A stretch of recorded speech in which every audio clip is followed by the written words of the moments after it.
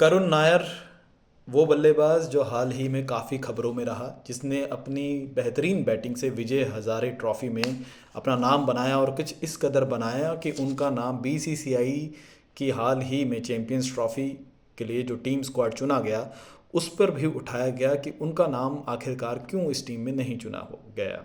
करुण नायर के बारे में एक बात जो सबसे फेमस है कि उनकी ट्रिपल सेंचुरी, जो वीरेंद्र सहवाग के बाद एकमात्र बल्लेबाज हैं जिन्होंने टेस्ट मैच में इंडियन क्रिकेट के लिए ट्रिपल सेंचुरी बनाई। एक वो बल्लेबाज जब जो premature as a baby पैदा हुआ और डॉक्टर्स ने उनके फादर को सजेस्ट किया कि अगर इसकी हेल्थ बेहतर रखनी है तो उनको गेम से जोड़ना पड़ेगा, किसी भी खेल से, और उन्होंने अपने लिए चुना क्रिकेट, जिसके लिए उन्होंने अपने कई स्कूल्स भी चेंज किए क्रिकेट खेलने के लिए। और एक बहुत अच्छी एज में उन्होंने डेब्यू भी किया इंडिया के लिए इंग्लैंड के साथ जब सीरीज़ थी 2016-17 के दौरान।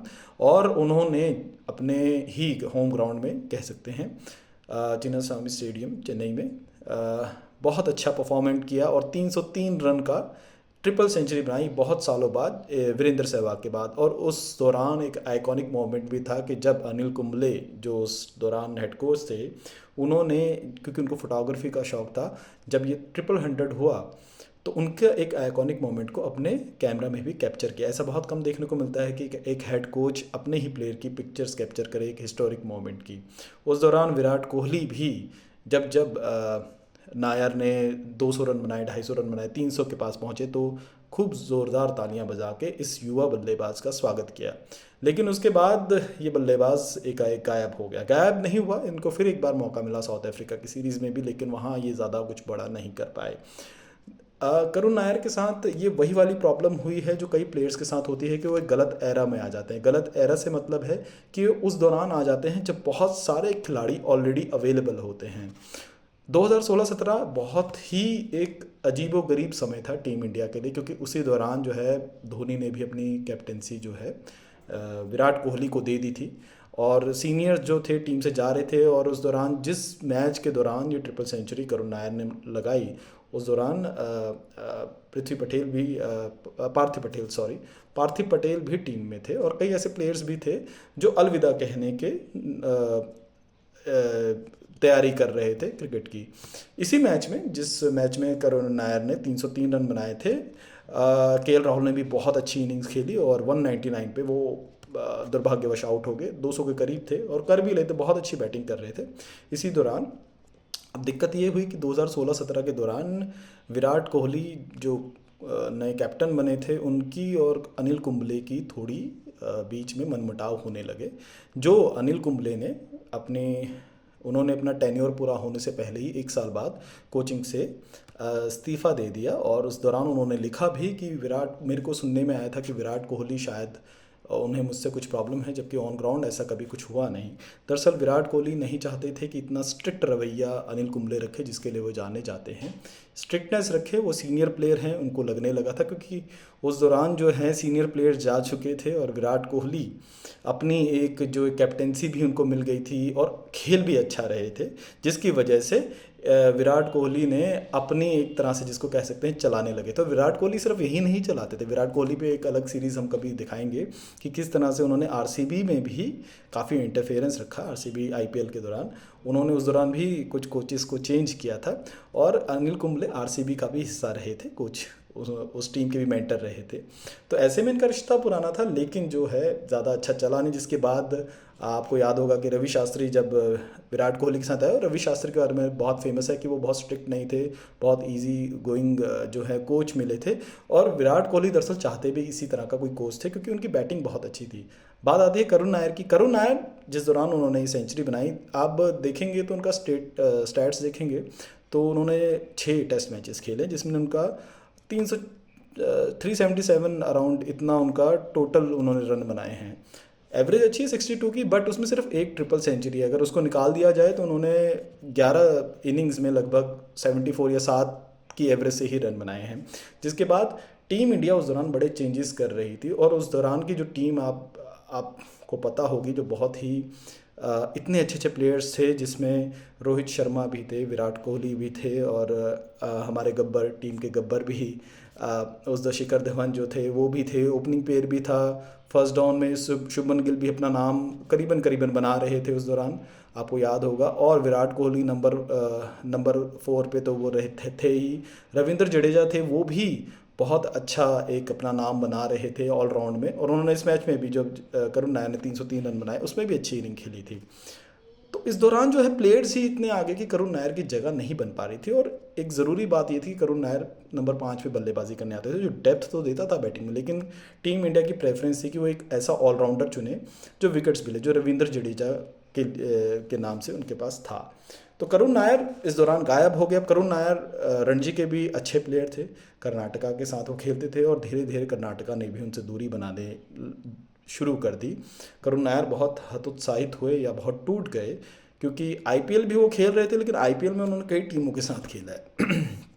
अब दिक्कत ये हुई कि कभी उनका नाम संजू सैमसन की तरह नहीं बना रहा, जिससे कि वो कभी कभार देखते रहें और इंडिया टीम उनको देखते रहे एज ए सिलेक्शन, क्योंकि उनका वनडे रिकॉर्ड भी ज़्यादा बेहतर नहीं है। उनको सिर्फ 2 ही मैच मिले थे, वो भी जिम्बाब्वे के खिलाफ, उसमें वो ज़्यादा कुछ बड़ा कर नहीं पाए थे। 39 रन का उनका बेस्ट स्कोर है। अब इस दौरान क्या हुआ आखिरकार 2024 में, देखिए घटनाएं 2016 वाली ही चल रही है। अभी भी हमारे कैप्टन और हेड कोच के बीच में कुछ ऐसा कंफर्टेबल रिश्ता नहीं है। और इस दौरान और उस दौरान में एक अंतर ये है कि इस दौरान जो हमारे कैप्टन हैं उनकी फॉर्म बिल्कुल धराशायी हो रखी है, वो बिल्कुल अच्छा नहीं खेल रहे हैं। तो ऐसे में हेड कोच थोड़ा अपर हैंड में है, और वो चाहते हैं निर्णय रखना कि किस तरह के बल्लेबाज को रखा जाए या बॉलर्स को रखा जाए।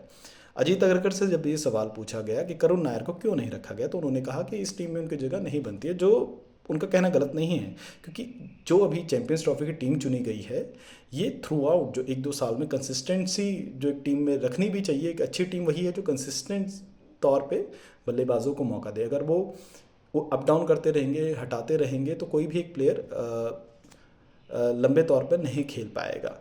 इसकी वजह से जैसे अब आप देखिए कि किसको हटाया जाए, क्योंकि रविंद्र जडेजा का ये आखिरी मौका है, आखिरी चैंपियंस ट्रॉफी है, सबको पता है। रोहित शर्मा की आखिरी चैंपियंस ट्रॉफी है, विराट कोहली की आखिरी लगभग आखिरी चैंपियंस ट्रॉफी है। तो ऐसे में अब करुण नायर के पास इस समय ये मौका नहीं है, लेकिन अब उनके पास मौका कब बनता है? उनके पास मौका बनता है जून में, जब इंडिया इंग्लैंड जाएगा। इंग्लैंड की जो टेस्ट सीरीज़ होगी, क्योंकि वनडे में अभी वो थोड़ा एजड भी हो गए। जब उन्होंने शुरुआत की थी तब वो 25-26 साल के थे। बहुत अच्छा टाइम होता है एक प्लेयर के लिए जब वो इतनी एज में डेब्यू कर जाता है, क्योंकि उसके पास एक लंबा टाइम होता है स्टेबल रहने के लिए, अपने आप अपनी जगह बनाने के लिए। अब जो टीम इंडिया है, आपने देखा होगा कि वनडे में वो यंगस्टर्स को ज़्यादा लाना चाहिए। जैसे T20 में उन्होंने रिप्लेस किया, कुछ सीनियर्स को भी रखा, सूर्य कुमार यादव को रखा, सैमसन को रखा, हार्दिक पांड्या को भी रखा। तो अब वो रिप्लेस करना चाह रही है यंगस्टर्स को, क्योंकि यंगस्टर्स को ज़्यादा मौका देना चाहती है, कम से कम 5 से 10 साल। शुभमन गिल इसीलिए अभी तक टीम में जगह बनाए हुए हैं, क्योंकि वो उस BCCI ने उन पर काफ़ी इन्वेस्ट किया, काफ़ी साल इन्वेस्ट किए हैं। वो नहीं चाहते कि उनको हटा के रिप्लेस करके किसी और नए को, कोई 1-2 मैच जिन्होंने खेला हो उनको लेकर आए और फिर वो फॉर्म आउट हो, फिर हम शुभमन गिल को लाए, ऐसा नहीं चाहते।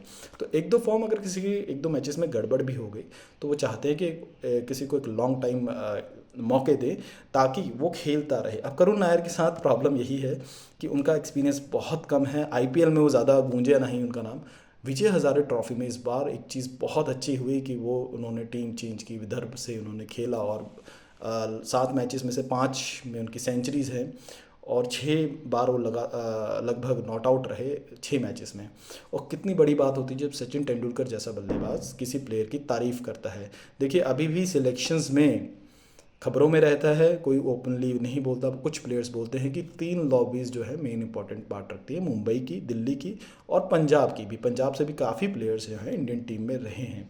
कहीं ना कहीं कोई पॉलिटिकल कनेक्शन होता है, लेकिन प्लेयर्स के लिए सिर्फ और सिर्फ एक ही चीज़ होती है कि जब भी आपको मौका मिले आप सिर्फ क्रिकेट पर ध्यान दें। पॉलिटिक्स में कई बड़े बड़े प्लेयर्स बर्बाद हुए हैं।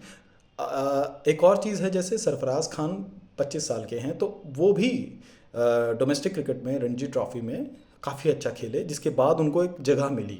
अब इसके बाद उनकी अपनी एक ऐसे प्लेयर के तौर पे इम्प्रूवमेंट, वो खुद को अगर लाते हैं गेम में, तो वो एक आगे बढ़ पाएंगे, नहीं तो उनके लिए भी रास्ते मुश्किल होंगे, जैसे करुण नायर के लिए हुए हैं। क्योंकि अभी एक चीज़ अच्छी हुई है कि टेस्ट टीम में किसी कोई भी फॉर्म में नहीं है, तो ऐसे में इन बल्लेबाजों के पास भरपूर मौके हैं टीम में जगह बनाने के। और 3 प्लेयर्स लगभग, हम 3 में से 2 प्लेयर्स हम लगभग रिटायरमेंट की पोजीशन में अब देखेंगे, रोहित शर्मा और रविंद्र जडेजा शायद हमें नहीं दिखे, रविचंद्रन अश्विन ने ऑलरेडी रिटायरमेंट ले ली है, तो काफ़ी जगह अभी आने वाले समय में बचेगी। और शुभमन गिल की भी परफॉर्मेंस पे डिपेंड करेगा कि बीसीसीआई उनको मौके देता है या नहीं देता है।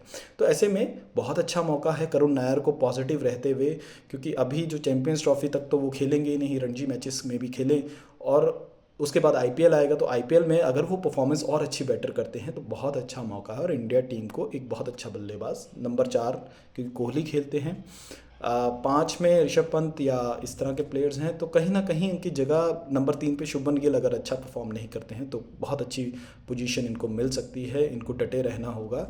और केएल राहुल भी अभी फॉर्म में नहीं है, तो और शुभमन गिल, इन दोनों पे क्वेश्चंस हैं, क्योंकि रोहित शर्मा अगर नहीं होते हैं तो यशस्वी जायसवाल के साथ इन दोनों में से किसी एक को ही रखा जाएगा, या तो केएल राहुल या तो शुभमन गिल। तो ऐसे में नंबर 3 जो बहुत इंपॉर्टेंट स्पॉट होता है, वहाँ पे करुण नायर की बहुत अच्छी जगह बन सकती है। एंड आई होप सो कि टीम इंडिया इस बारे में या बीसीसीआई इस बारे में कुछ सोचे। और मुझको लगता है कि कोच गौतम गंभीर इस बारे में ज़रूर सोचेंगे, क्योंकि वो प्लेयर्स को जो खेलना चाह रहे हैं, जिनके अंदर भूख है, उन्हीं को मौका देना चाह रहे हैं। तो I wish all the best to Karun Nair, वो टीम में आए, अपनी जगह बनाएं और फिर से वही जलवा दिखाएं जिसके लिए वो जाने जाते हैं।